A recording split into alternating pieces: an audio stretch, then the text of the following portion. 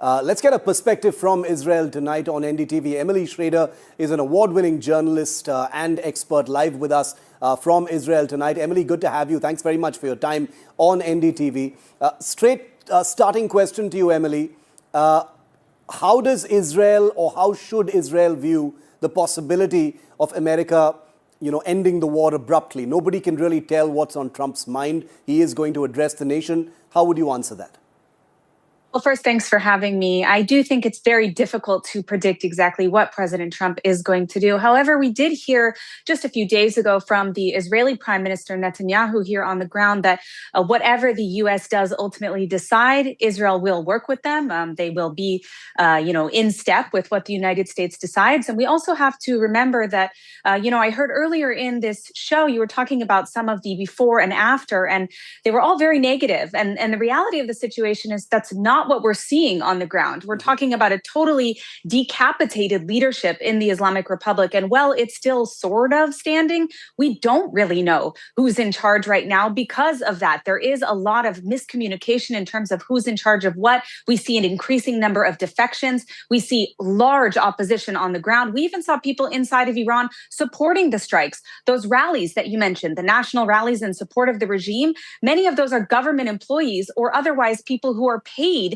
to show up at that protest. And that's coming from the word of Iranians on the ground who have access to Starlink, just that I've spoken to, that I've interviewed in the past few days. So the reality is this regime is very much teetering. I mean, what kind of regime goes and actively recruits 12-year-olds to join the war when they're winning? Those aren't actions, of a government that is winning a war. So we're in a very different situation, I think, than what people are hearing about in a lot of the media. And one more really important thing to note is that what determines the success of this operation isn't the oil prices. It's uncomfortable when the oil prices are higher, absolutely. But this war, as was stated from the beginning, for both Israel and the United States, is about removing any possibility whatsoever of obtaining a nuclear weapon. It's about degrading the ballistic missile capability. It's about removing the regime's ability to send billions of dollars into those terror proxies. And at the same time, we're carrying out operations against Islamic Republic targets. We're also degrading Hezbollah actively, that the regime has spent the last year pouring almost $1 billion into, at the same time that their own citizens inside of Iran had no water, had no electricity, had no, stable currency, no economy in order to function. So there's a lot of failed leadership on the part of the Islamic Republic, and that's only continuing whether or not the kinetic war continues on the ground. What would an end game look like? Because you've got President Trump, Emily, talk about a ceasefire in his latest comment, saying that, the new regime wants a ceasefire. Iran has rejected that statement. And I don't read too much into these things because I share your assessment that you're hearing all kinds of things from the ground. But the President of the United States, who is, after all, leading this war, says, a ceasefire could come very quickly. Is that how it's being seen in Israel as well?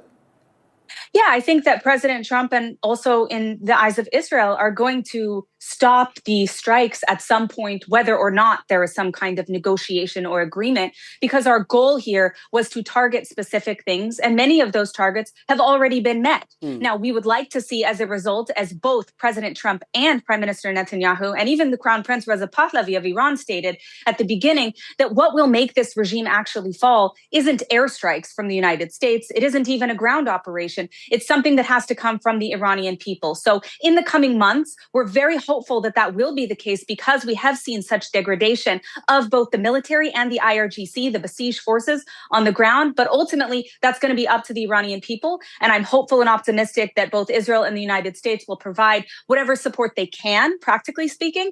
But we just don't know at this point what that's going to look like. Yeah, it's very difficult to say what's happening in Iran because I think you're right when you say that there is information that is being suppressed. I'm a war reporter, so I know that, very little of what's really happening comes out and it's selective. But there is a sense, Emily, from all across the world that the strikes on Iran have maybe forced the people, the citizenry in general, and I hate to generalize because it's a country of 90 million people, to set aside, at least for the moment, their misgivings with the regime and the government in Iran, because what's happening is almost existential. It's a war against their country. They see it as a threat to their sovereignty, their independence, and therefore they aren't really rising up to sort of topple the regime, which was the original war aim. How do you see that?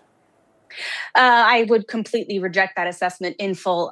Every single Iranian that I've spoken to inside of Iran, from across cities, from across generations, from across career fields, all of them have the same sentiment. If there aren't people in the streets, it's firstly because the United States, Israel, and Crown Prince Reza Pahlavi told them explicitly not to take to the streets until the bombing campaign is over.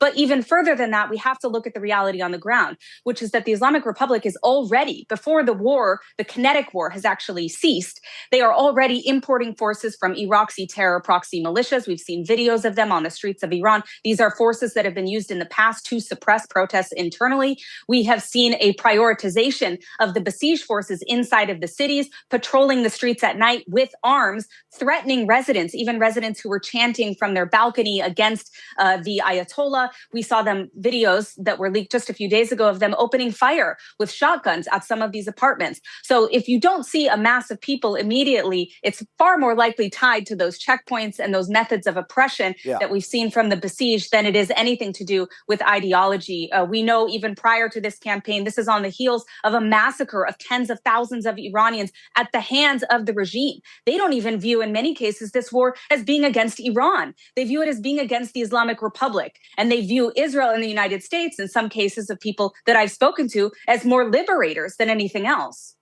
Good to have your view on the show tonight. Thanks very much, Emily Schrader, for being with me here on NDTV. Thank you.